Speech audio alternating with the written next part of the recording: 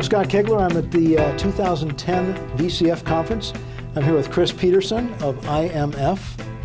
And today we're going to talk about collecting data, doing analysis, and hopefully talking about what might happen next to the people that are providing the data. Well, actually, the full name of our company is Integrated Marketing Solutions. Okay, and good. what we try and find is some solutions for the partners, whether it be retailers or manufacturers, and I've worked on both sides, of how do you really harvest the mountain of data. In fact, I'm presenting here at the conference, and I've got a title, Cutting Through the Data Smog. Ah, good. And the incredible power of EDI has been around for a long time. In fact, our company was started around the EDI revolution of being able to collect data weekly as opposed to monthly. Weekly right. Sales data was a brand new whole drill, but it was chain-wide. Because that was all that was required pretty much in those days, in those thinking. This has rapidly evolved in the last, I would say, 10 years to outlet level precision. And a lot of what we do is help companies now take a look at how do you harvest outlet trends, doing some predictive analytics, attribute analysis in terms of what's selling where. We use EDI a lot in terms of adjusting assortments. Okay. We work extensively in the consumer electronics category, which is very volatile. And in typical pattern, in a given retail chain, if you take a Best Buy, a Walmart, or any large retailer, the top stores outsell the bottom ones by 20 to 1. It's usually about 20x. Really? So if we ship them equally and ignore EDI, in a week or two, the top stores are out of stock, the bottom stores are overstocked. Right. So the first, sort of principle and best practice is just get the stocking levels adjusted in terms of not ship-to locations, but actual sell-through locations is really what we work on.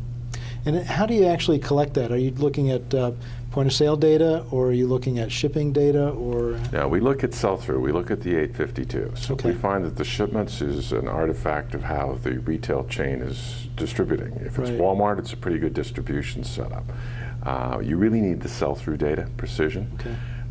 In some cases, we're looking at not just weekly, but looking at, particularly with circular-driven retailers, where you have a big circular. Okay. You really want to get EDI, if possible, on the weekend when the circular breaks, so you can predict sell-through for the rest of the week.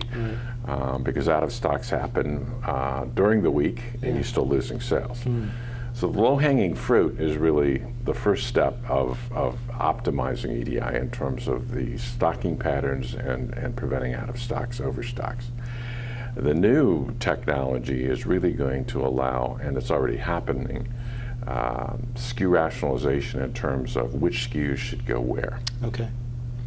In technology, particularly today, Walmart will say, you can put it in any one of our 4,000 outlets, but it's up to you, Mr. Manufacturer.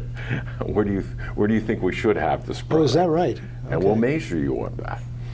So EDI becomes a foundation for really doing some very interesting patterns of depth and precision of where to put SKUs in and in what quantities.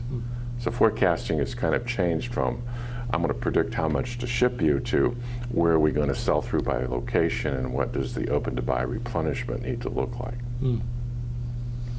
Okay, so it boils down to collecting the information. And are you aggregating the data among different retailers, different vendors?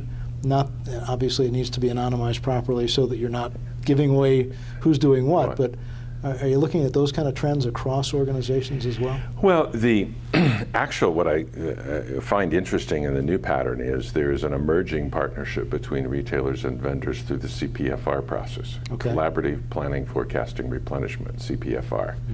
And that all hinges on the EDI data. Okay. What is different about that is you're not only exchanging the 852, the sell-through and the shipments, but you're exchanging a shared forecast, which really becomes, and it's a sell-through forecast of what's going to sell through at the cash register. Now that's an art, it's a dance, it's a bit of a struggle, but if you can get to a shared sell-through forecast, then the EDI really becomes powerful in terms of how do you set up logistics to fulfill it. But as a consultant, we oftentimes work with the manufacturer vendor side. In that particular case, we're amalgamating and compiling data across retailers. Okay. And we're looking for predictive analytics in terms of types of outlets. Where are the top performing outlets? Why are they, regardless of which retailers' outlets are, why are they the best outlets? And what kind of seasonality patterns affect that? Again, EDI is the foundation to look at. And demographics comes into play there as well? Yes. I mean, you certainly would look at some demographics in terms of stocking patterns. Right. It's really interesting. I quote Walmart a lot, but they're one of the best retailers in the world. And Right. they never segmented their markets until about 4 or 5 years ago. No kidding. They said, we had one kind of store. Now they have Hispanic stores, they have stores for seniors, and a lot of that came from the demographic analysis with the EDI. Okay. Makes a lot of sense when you Oh, start it does looking at make sense, sure, sure. And just seasonality. If you're a Walmart or a Kmart and you're stocking garden products for spring planting season, it happens a whole lot differently in the South, in Carolina, than it does in Minnesota. Yeah, true.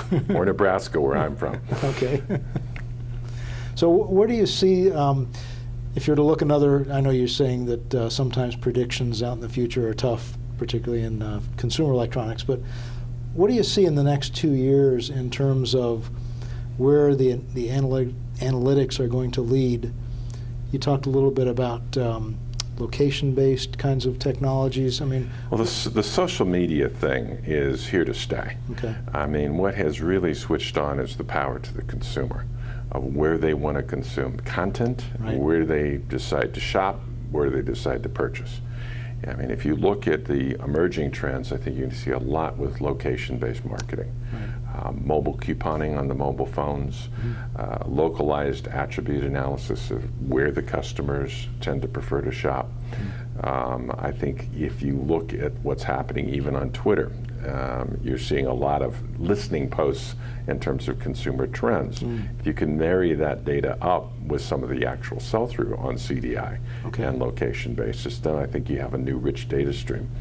Because consumers are being much more careful, much more pragmatic, but they're also very social. They always like reviews, they like shopping with friends. If you don't do that in person, it's now seeming to happen via Facebook or your phone or whatever. Right, right. All right. Anything else you'd like to add to this? I'm just intrigued and happy to be here.